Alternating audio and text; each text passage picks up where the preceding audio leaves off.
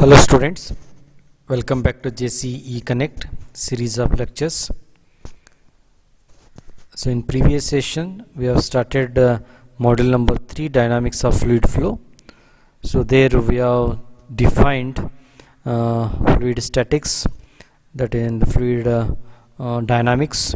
So what does it mean, the dynamics and all. So again fluid kinematics, fluid kinetics.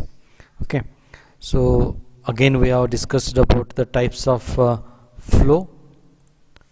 types of fluid flow, then the steady and unsteady flow, even laminar and turbulent flow.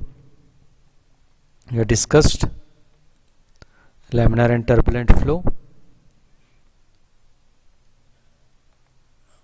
Okay, then the flow profiles, then the uniform and non-uniform flow also. So let us study about the streamline flow. So it's a very important streamline flow. So many at times in fluid mechanics, so we may come across this word, that is a streamline flow. What does it mean, the streamline flow? A streamline flow or a laminar flow is defined as one in which there are no turbulent velocity fluctuations. Then the flow of fluid in which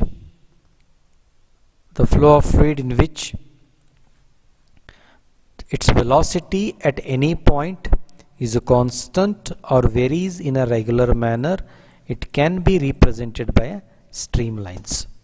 So means here a group of particles in a straight line. See, look at here, a group of particles, they are moving in a straight line. A group of particles in a straight line which is moving without overtaking each other, and they are crossing every point with the same speed. See, group of particles in a straight line, they are moving without overtaking each other, and they are crossing every point with the same speed. So this is what we call as a streamline flow. Okay, so here the particles of the fluid, they are following their own path, and they will be moving in a well defined path. They are maintaining the order. Here the particles maintain the order and cross a particular point with the same speed, and this is what we call as a streamline flow. It is nothing but a laminar flow only. So all that the layers of the fluids will be gliding over each other, and they are not mixing each other, and this type of flow what we call as a streamline flow.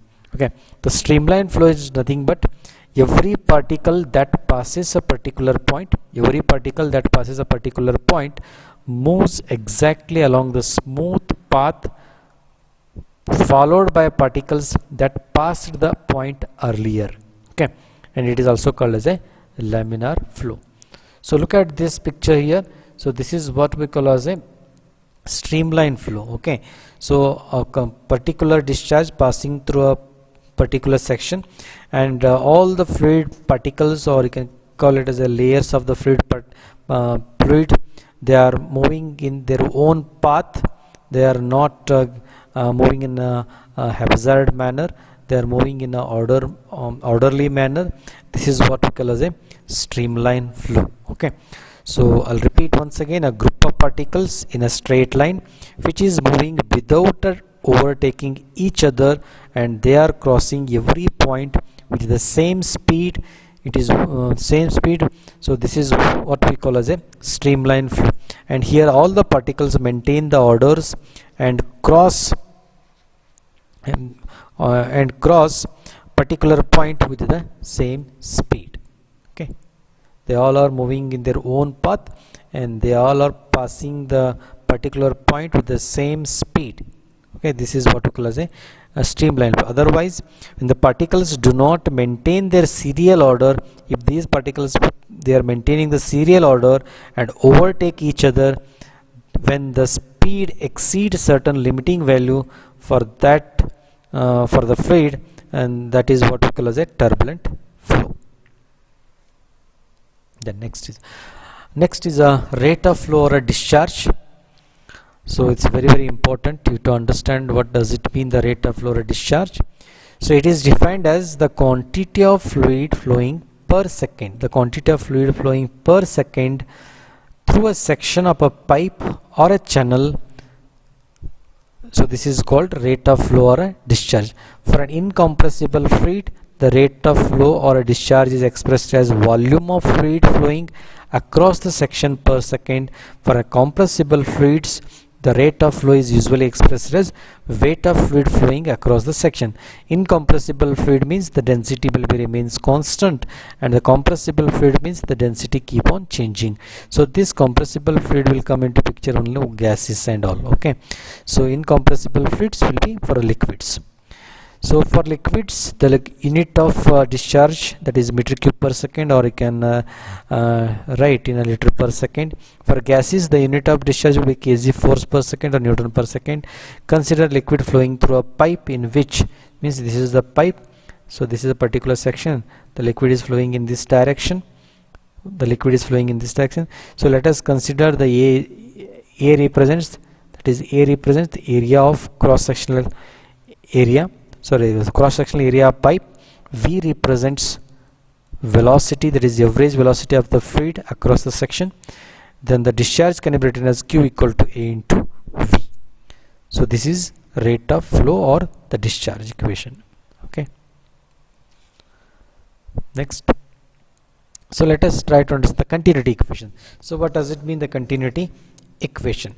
So continuity equation means during a streamline flow, as you know, what does it mean, the streamline flow? During a streamline flow, the volume flowing per second. During a streamline flow, the volume flowing per second. This is the direction of flow, and here this is the discharge.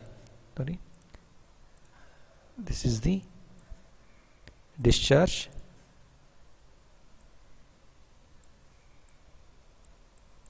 Q. So the volume flowing per unit time through every cross section is same. The volume of fluid flowing per unit time through every cross section is same. That is what we call as a continuity equation. Means the equation is based on the principle of conservation of mass. That is, a mass can neither be created nor destroyed. So based on that principle, this equation is being derived. Thus, for a fluid flowing through the pipe at all the cross section, the fluid flowing through a pipe through all the cross section, the quantity of fluid per second is constant. So that is what we call as a continuity equation. Consider the two cross sections of pipe. So let us consider the two cross section of pipe 1 and 2.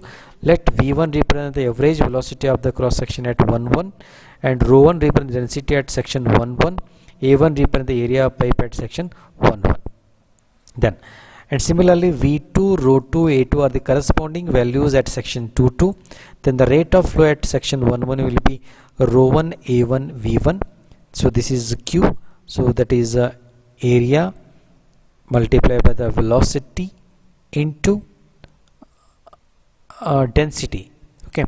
So V1 is the average velocity at cross section 1 1. Then the rate of flow at section 2 2 is rho 2 A2 V2. According to the law of conservation of mass, rate of flow at section 1 1 is equal to rate of flow of section at rate of flow at section 2 2. So just equate these two, you will get rho 1 A1 V1 equal to rho 2 A2 V2. So in this equation, and this equation is applicable to the compressible fluid, means the density will be changing in the compressible fluid, and also it will be applicable for incompressible fluids also. And this is what we call as a continuity equation. If the fluid is incompressible one, density will be remain same, that is rho 1 equal to rho 2, and the continuity equation can be reduced to A1 V1 equal to A2 V2. Okay, so if we equate, then the rho 1 rho 2 get cancelled, because rho 1 equal to rho 2, because it is incompressible fluid. For incompressible fluid, the density will be remains same. For compressible fluid, the density keep on changing for that particular fluid, so you can keep rho 1 and rho 2 as it is. Then rho 1 A1 B1 equal to rho 2 A2 V2. But here we are studying about incompressible fluids. For incompressible fluid, the density will be same. Then rho 1 equal to rho 2. Then the rho 1 and rho 2 get cancels.